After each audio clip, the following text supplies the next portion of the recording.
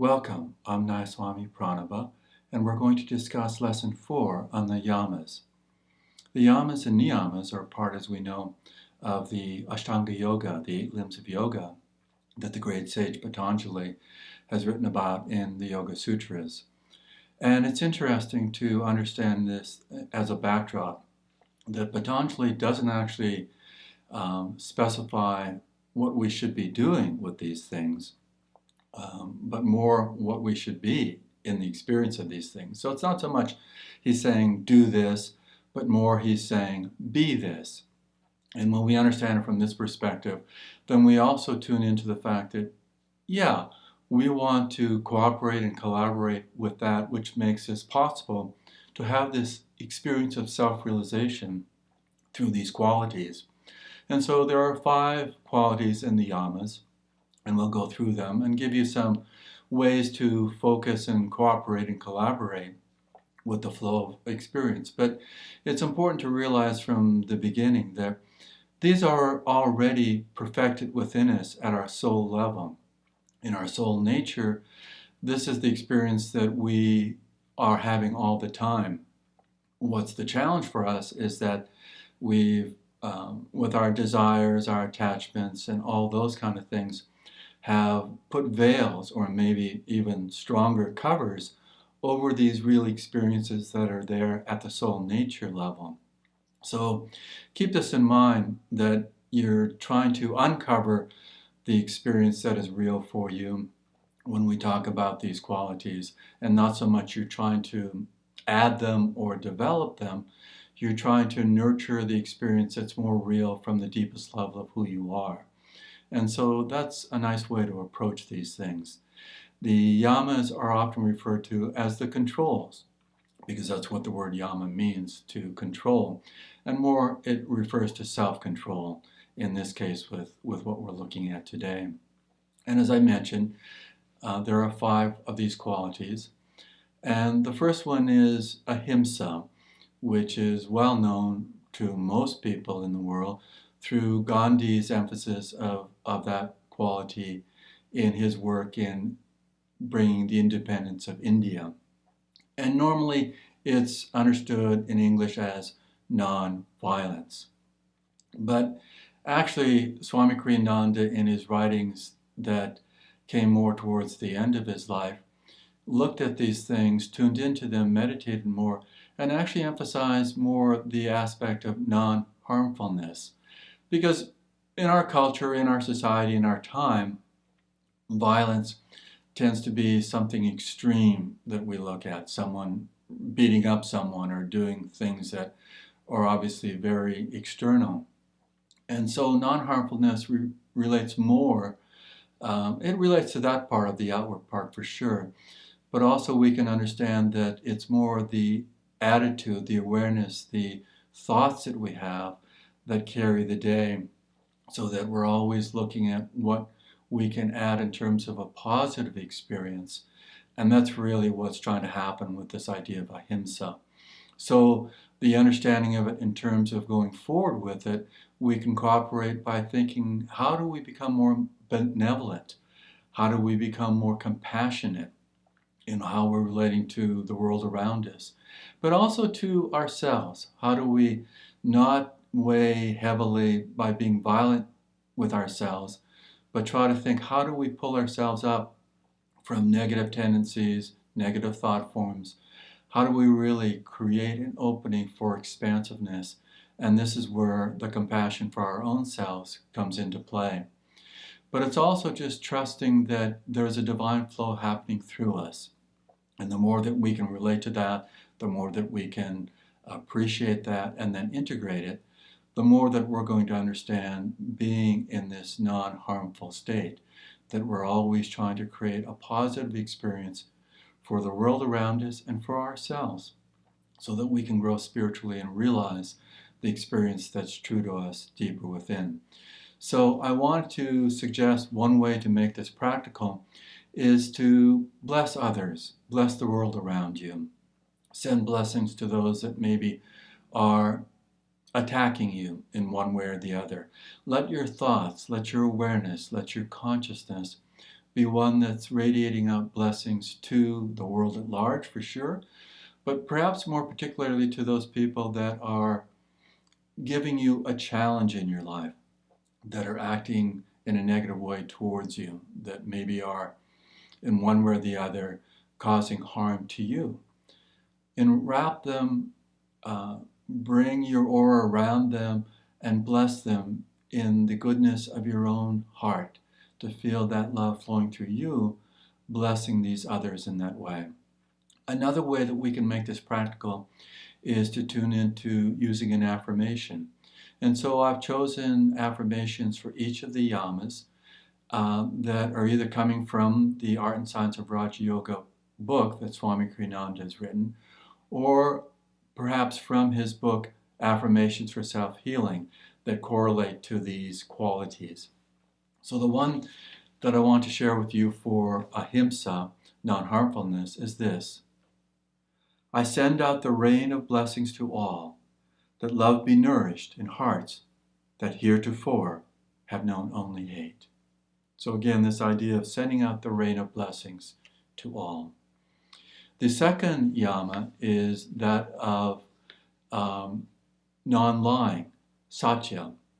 And again, lying is something, of course, we want to avoid doing, and it seems perhaps too obvious to us that that's something we even need to deal with.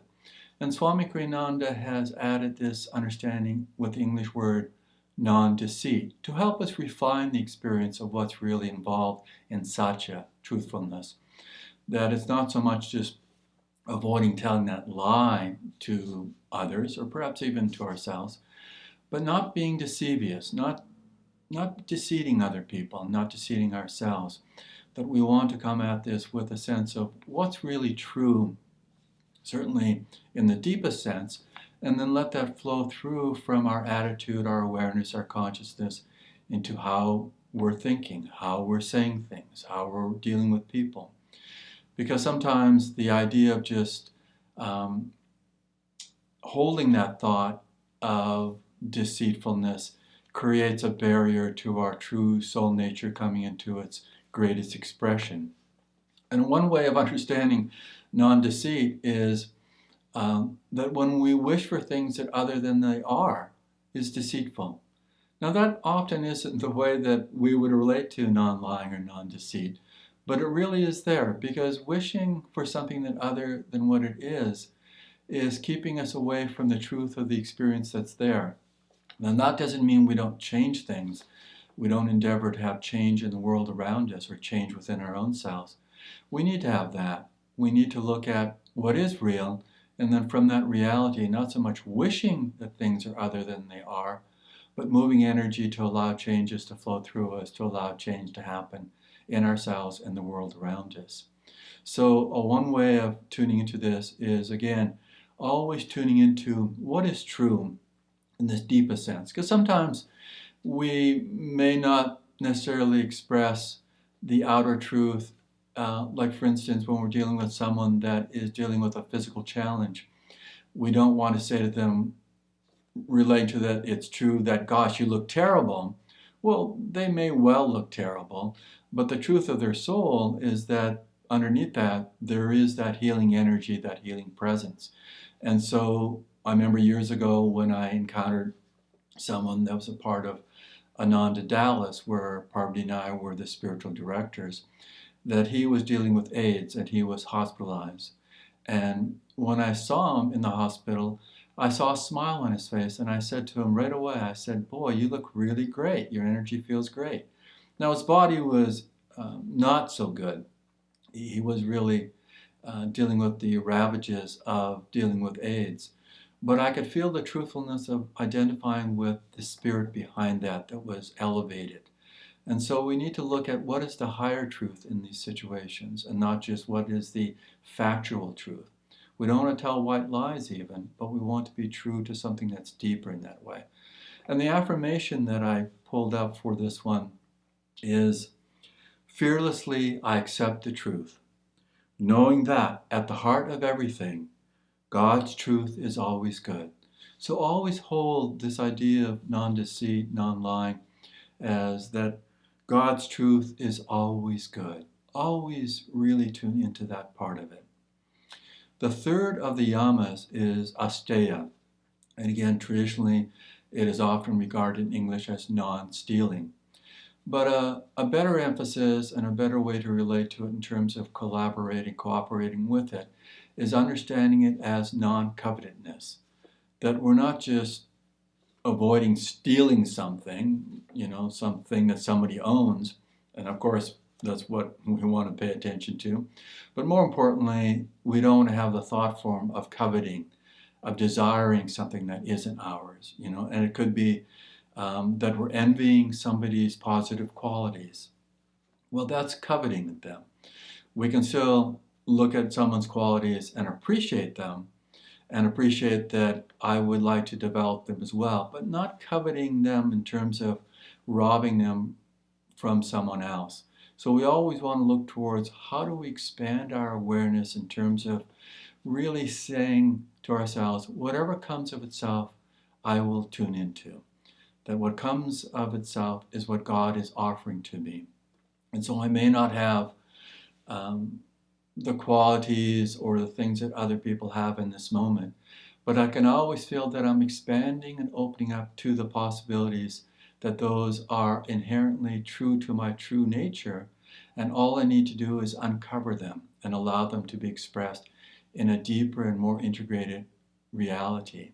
So again, these are qualities that are part of us. What we're doing is we're plugging the holes of these things being robbed by our negative tendencies and attachments. Or, in one way of looking at it, are pushing them away from us. And what we want to do is open up to that experience. So, non-covetedness, not trying to grab things that aren't our own. And the affirmation that I've chosen for this is, the treasury of the infinite is mine, for its wealth is energy, and I am energy. So here we're tuning into that what's already there within us is this infinity of energy. And with that energy, we create the magnetism that allows us to draw to us that which is appropriate for us in every moment of every day in our lives. The fourth of the yamas is brahmacharya. Now this is often translated into English as just celibacy. But it's understood more deeply as non-sensuality. But the actual translation of the Sanskrit term brahmacharya means flowing or moving with Brahma. And Brahma is the divine. So it means we're flowing with that divine experience within our own selves. And it means that we're not getting caught by the senses or the attachment to the sensual experiences that are happening in our lives. So non-sensuality is a good working appreciation of what we're tuning into here. That the senses are a part, they're a gift of what's been given to us by the divine. So the senses shouldn't be something that we disdain or try to block. What we want to do is tune into that we're not being caught or driven by the senses. We're not being attached to the sensual experience that's happening to us. But otherwise, we'll just feel that everything is not worthwhile. So what we want to do is shift that understanding to that we don't want to get caught by the sensuous experience that's happening through our senses. But we want to tune into what's at the center of that experience, the flow of God, flowing with Brahma, flowing with the divine. And so this is very important, because otherwise we'll start to suppress the energy of the senses. And that will never work. And it is a statement of Krishna to Arjuna from the Bhagavad Gita, that it is of no avail to suppress the senses. And so what we want to do is come to the source of the senses, not to the periphery of the senses, but come to the center, the source of our senses, and come to how we're relating to life from that point.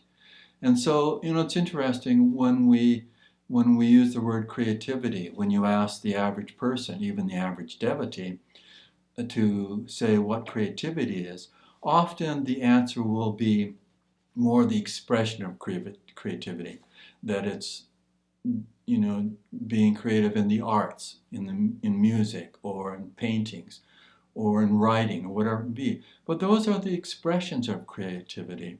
Creativity itself is the flow of energy that happens through us.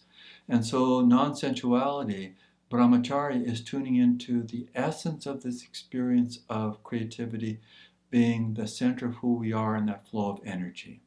And then we can express it accordingly to our karma, what's appropriate to us, what's intuitively there for us to allow to be expressed.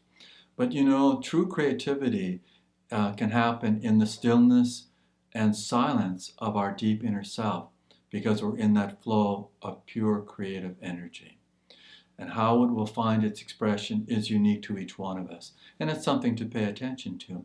But we want to let go of the attachment to that experience and enjoy the blessing from where that is coming from, the divine, in that way. And so the affirmation that's well suited for non-sensuality for brahmacharya is, I am strong in myself. I am complete in myself. The joy and perfection of the universe await discovery within my inner being. So this idea that we are strong in ourselves in that creative flow, and we're complete in our inner self. This is important to realize, how we can then really find ourselves expressing this in the world around us. And so if you have a sensuous experience, try to just draw back to the essence of that experience. Because remember, no experience really gives us joy. It's our allowing ourselves to bring joy into that experience, that we're transferring the sense of joy from within to that experience, that gives us that experience that is happening through that person, that event, that sensation. But it's only because we've allowed ourselves to transfer that joy from our inner self to that experience that we feel joy in it. But we can always transfer that joy into every part of what we're doing, into every experience. So always realize that that's what's really going on, that you don't have to be pulled into the senses, because the senses will generate a direction away from our true sense of who we are in our center.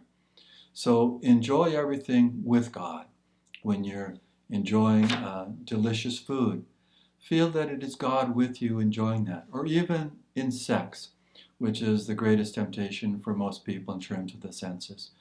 Even if that's happening for you, let it be with a divine presence in that experience, so that you feel the creative flow is from the divine in that expression, and touching the other person with that expression, that experience, that touch of the divine.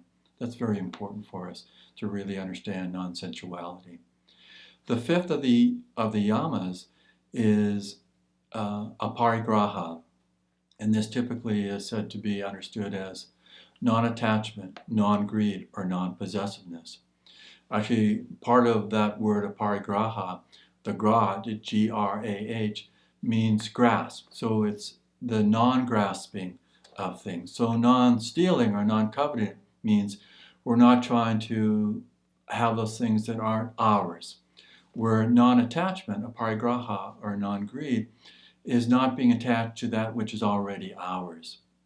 So that we may have some quality and we feel, well, I'm really great because I have this quality.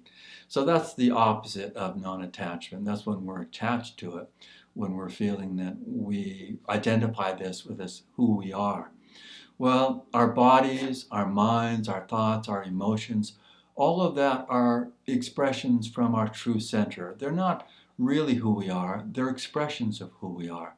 Now that may seem subtle, but it is something important to keep in mind, that all these layers of who we are just expressions of who we are. They're not really who we are. And so we want to come to who we really are, letting go of the layers and of identifications, of attachments, and just be purely in the essence of who we are. You know, there is a deep spiritual teaching of asking the question, who am I? That allows us to cut through the layers that we maybe have identified with. Because when we ask that question, we realize, well, we're not the body, because that ages, it changes, it's going to become dust at some point. It's not our thoughts, because those thoughts hopefully have been refined as our experience of growing spiritually take place, that we've refined and grown in a deeper appreciation on more subtle levels of what our thought process is. And it's not our emotions. It's not that which we feel spikes in us to give us a sense of, wow, this is great or this is bad. Those things change all the time. But no, the true essence of who we are through non-attachment is our true nature within. And that's untouchable by world experiences. They may try to intrude themselves upon us, but we find more and more as we find this experience of parigraha, of non-possessiveness, that we become always a pure and pure channel of blessings out into the world. And this is important to come to a deeper experience of, because if we attach ourselves to this or that outside of ourselves, or even seemingly inside of ourselves, like our emotions, then what's going to happen is that fulfillment will be always disappearing on us, moving away from us. But the more we can feel that we're centered in ourselves without those attachments, without being possessive of things, then we realize the true experience of our true nature. And so the affirmation suggested for aparigraha, this non-attachment, this non-greed, this non-possessiveness, is nothing on earth can hold me. My soul, like a weightless balloon, soars upward through skies of eternal freedom. So these yamas are important to bring into a deeper refinement in our experience of life. But also always keep in mind the remembrance that these qualities at their deepest level are already there in our true soul nature within. So let them be uncovered, let them be expressed, and let them be integrated into your daily life and into the lives of those around you, and to be blessings upon the entire world. So many blessings to you, and live more potently, more integratively with these qualities, the yamas.